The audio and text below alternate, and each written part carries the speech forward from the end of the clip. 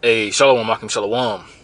First and foremost, as always, I want to give all praise, honor, and glory to Yahweh, Bahasham, Yahweh Shai, Bahasham, Rachakwadash. Double honors to the apostles, the bishops, and the elders of Great Millstone that taught us this truth, and that's what teaching this truth. And as always, much peace, love, and salutation to the elect. I'm the brother Tazamah from the Great Millstone Dallas camp, going back today with another quick lesson, and Lord willing, today this lesson will be edifying. And I was just scrolling through some news articles, and I seen this article here on naturalnews.com. And the title reads, it says, escalation. Moscow now says non-nuclear attacks by West could warrant nuclear response by Russia. All right, now, according to Revelation, the 20th chapter, the scriptures talk about how the beast will be loose for a little season to stir up Gog and Magog from the four to stir up Gog and Magog up to battle. All right, and with them now saying that a non-nuclear attack by the West, which a non-nuclear attack could be, it could be Ukraine or one of these nations, particularly I would rather say like Ukraine, warranting a missile strike within Russia, all right, backed by the United States weaponry, that would be by default a NATO attack on, it'll be a NATO attack on Russia. You see, now, Ukraine is not a part of NATO, but America has been wanting to try to get Ukraine to be a part of NATO, which Ukraine is a part. Really, realistically, Ukraine is really a part of Russia.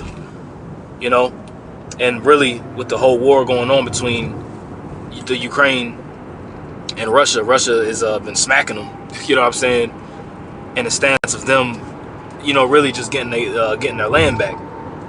But now they're saying that, look, if it's a non-nuclear strike, we could still possibly shoot a nuclear missile back in response.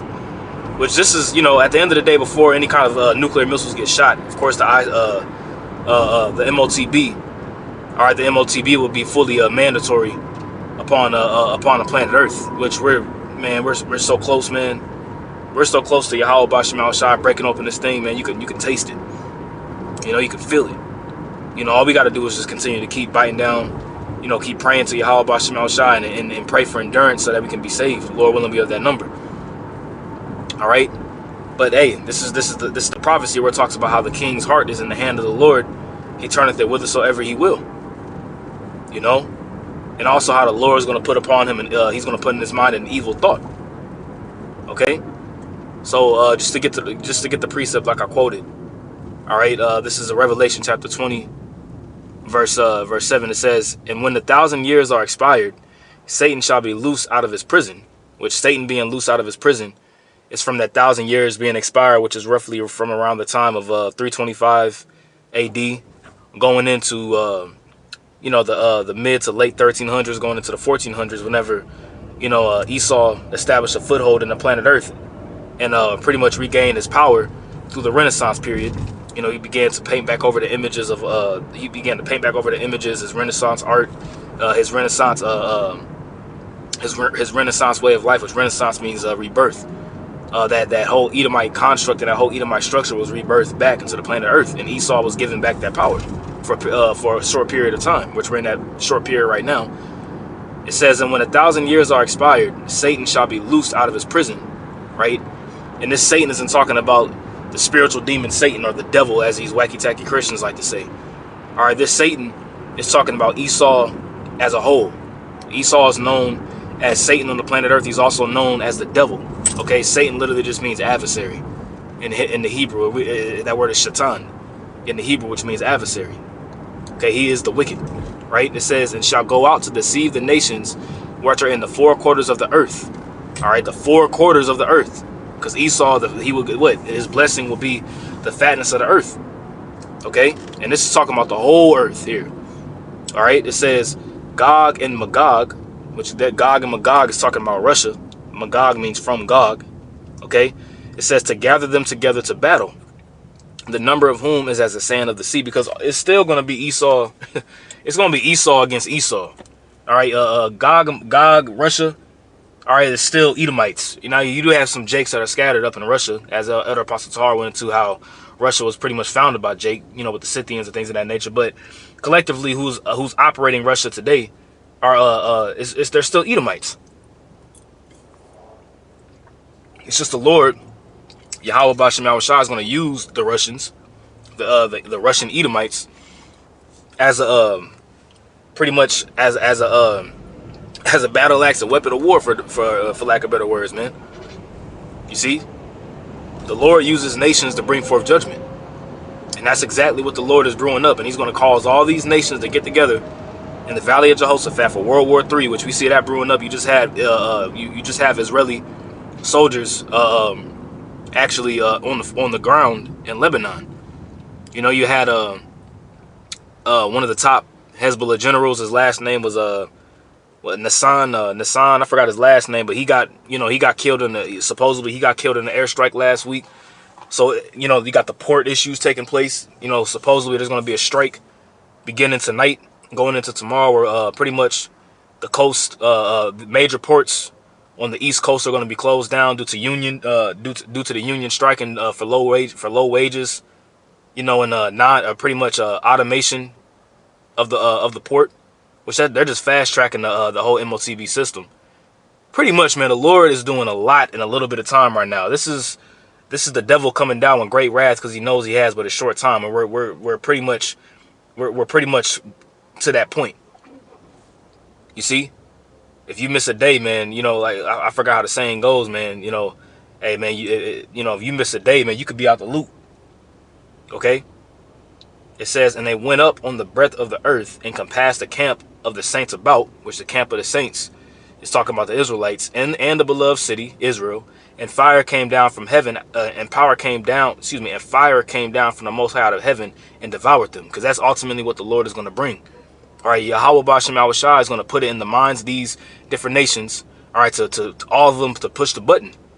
And that button I'm talking about is the button to shoot ICBM thermonuclear missiles, man. Which that's going to be the end all be all. And fire and Yahweh Shah coming back with the chariots. Okay? Now, when you go to this article here, it says Russia's nuclear doctrine received an upgrade this week after President Putin decided that even non-nuclear attacks by Ukraine and the West could necessitate a nuclear response from Russia. A non-nuclear attack from Ukraine or the West could necessitate a nuclear response from Russia. You see? And this is how you know that this is the Lord doing this, man. This is Yahweh Bashem Yahushua stirring up the minds of these kings to fulfill his will at the end of the day. You see? What's that? Revelation 17? Fulfill. I'm just going to type it in here. Fulfill his will.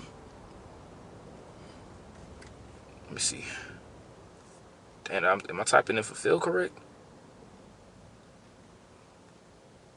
Damn, I thought maybe I'm spelling it wrong. It's all good.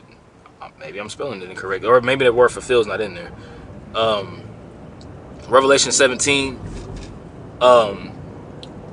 Let's read verse 15. It says, and he saith unto me, the waters which thou sawest, where the horse sitteth, with that horse talking about America, are peoples and multitudes and nations and tongues. All right, so the waters represents the people.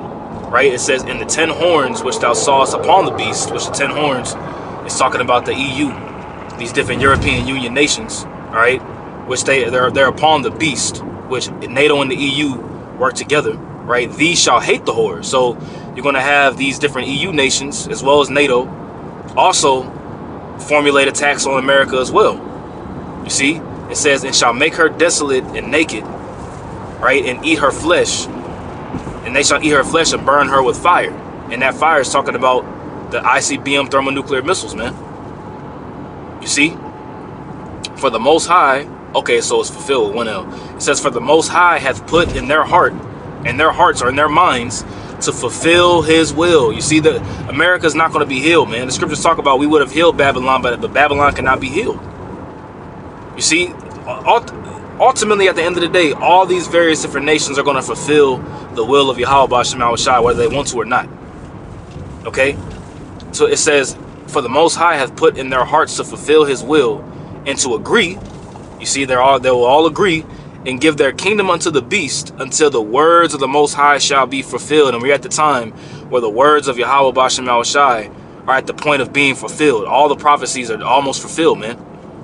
Realistically, the major prophecies that we're looking forward to That's the major prophecies is the mandatory implementation of the MOTB, which is the micro CHIP, spoken about in Revelation 13, and the coming of our Lord Yahweh Shai HaMashiach to deliver the elect and destroy the wicked and take down Babylon, man. That's the major prophecies, you know, and what's going to entail that before all that is going to be, of course, you know, the fulfillment, or rather say the climax of Jacob's trouble, where you're going to have famine, pestilence, and martial law, all kinds of lawlessness happening in the streets, you know. That, of course, too, and we're leading up to that. You know, like Yahweh Shai said, we're at the point where it's the beginning of sorrows. Okay, where these birth pains are really, you know, these contractions are really, you know, amplifying. You see, it says, speaking at the meeting of the Russian Security Council, Putin explained the types of situations, all right, that could prompt Russia, all right, to respond with a nuclear attack under the new stipulations to the fundamentals of state policy on nuclear deterrence. Watch below. There's a little video down here. All right, it says, we reserve the right to use nuclear weapons. All right, we reserve the right to use nuclear weapons, all right, in the event of aggression against Russia and Belarus. Putin told the room, further clarifying that Russia's response to any threat on its sovereignty, regardless of whether the attack was nuclear or not, will be proportionate. You see, so the Lord is putting it in the minds of Gog, Magog, and they're not playing.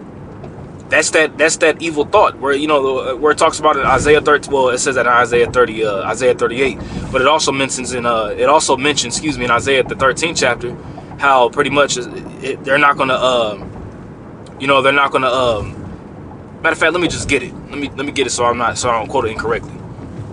Isaiah the 13th chapter, which Isaiah 13 is a heavy chapter. All right, Isaiah 13.